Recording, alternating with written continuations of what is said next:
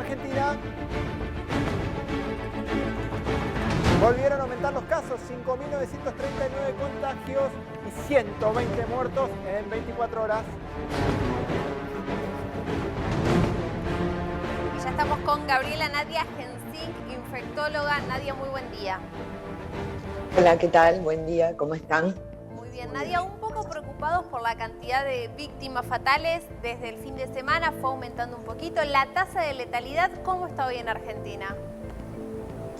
No, la tasa de letalidad sigue estando baja porque siempre la tasa de letalidad se relaciona los casos fallecidos por la enfermedad por COVID y el denominador son los enfermos. A medida que suben los enfermos, ha habido un número un poco mayor de fallecidos, pero la tasa se mantiene estable. Por debajo del 2%, 1 punto y algo es la tasa actualmente. Sí.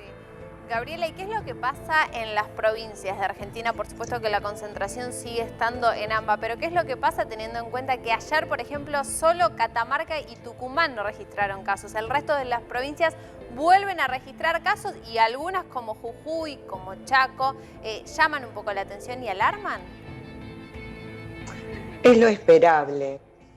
En los meses de invierno subiera el número de casos. El virus va a tener una trayectoria y bueno, a medida que se flexibilizan un poco más las medidas, como ocurre en muchas de las provincias, va a haber un aumento en el número de casos. Lo que tiene que ser tratar de ir controlándolo.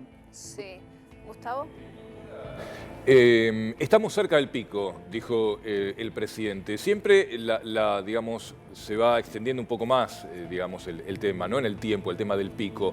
El pico es para mediados de agosto, ya estamos en el ojo de la tormenta, como también se dijo, o se puede esperar incluso para más adelante. En la ciudad de Buenos Aires, algunos hablan de una meseta ya, pero en la provincia la velocidad de los contagios obviamente es preocupante.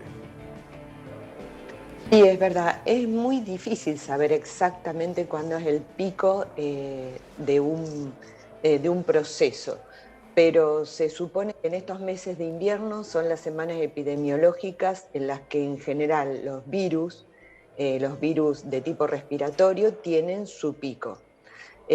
Como dicen también muchos especialistas, es que el pico uno lo ve cuando ya pega la vuelta a la curva, pero es muy probable que sea durante mes de julio y agosto.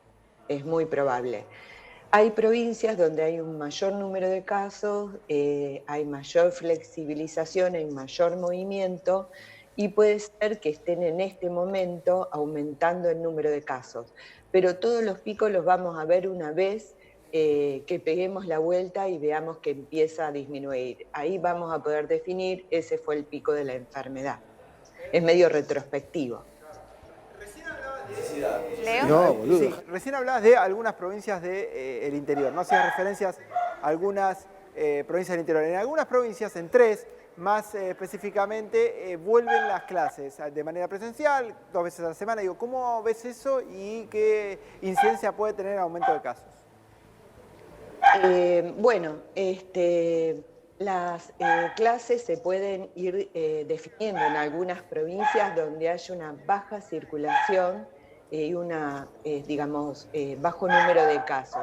Y esto puede empezar a determinarse, por ejemplo, en escuelas rurales, más que en urbanas, empezando con escuelas rurales, o bien empezando con escuelas barriales, donde no tengan que utilizar por ejemplo, el transporte público, que sabemos que es un riesgo cuando la gente se hacina en el transporte público. Sí. También puede empezarse, por ejemplo, con los primeros grados, que son probablemente los que más lo necesitan, como ser primer grado, que necesita aprender a leer y a escribir. Hacerlo en diferentes turnos, no van a poder ser aulas de 30 personas, probablemente van a ser de un menor número de niños. Sí. Y también se va a trabajar con esa modalidad de tipo burbuja, en que, por ejemplo, en el recreo puedan jugar a grupos de a 3 o 4 niños.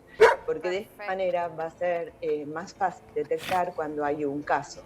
Perfecto. Bueno, perfecto. Te dejamos que puedas sacar a pasear al parece que perro un quiere rato. salir Gracias por tu buena onda. Gracias, Gabriela. Gracias, Gabriela. Muy amable. Hasta luego. Gracias.